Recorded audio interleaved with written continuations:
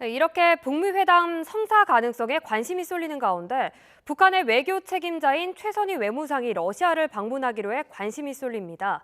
북한은 여전히 아무런 반응을 내놓지 않고 있지만 이번 주 관심의 초점은 온통 북미 대화 성사 여부에 쏠릴 것으로 보입니다. 홍성기 기자가 보도합니다. 북한 조선중앙통신은 최선희 외무상이 러시아를 방문할 예정이라고 전했습니다. 벨라루스도 함께 방문한다고 보도했는데 두 나라 외무성의 초청이라고만 하고 자세한 이유는 공개하지 않았습니다.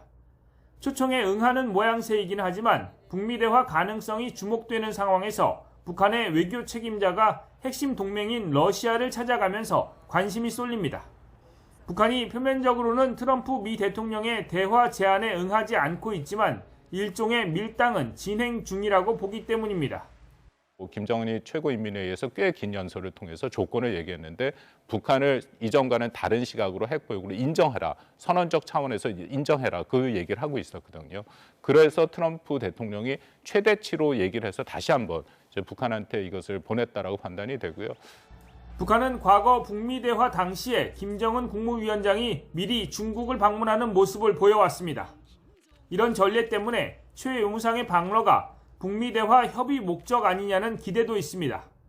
그러나 북한이 북미 대화를 준비하고 있다면 외교 책임자인 최 외무상이 자리를 비우는 건 어렵다는 분석도 있습니다. 게다가 최선희는 세 차례의 북미 회담에 모두 관여한 북한의 핵심 대미 전략가이기 때문입니다. 이런 이유로 최 외무상의 이번 해외 방문에는 북미 대화 거절 메시지가 담겼다는 분석이 우세합니다. 최선희 외무상이 없는 북미 정상회담은 상상하기 어렵다. 그런 맥락에서 최선희 외무상의 외국 방문은 사실상의 거절 신호로 봐도 무방하다. 이렇게 봐야 될 것 같고요. 김정은 위원장을 포함해 북한 측은 여전히 북미 대화와 관련한 이렇다 할 반응을 내놓지 않고 있습니다.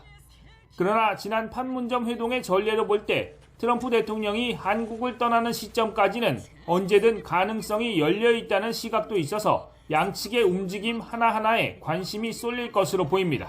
YTN 홍성기입니다.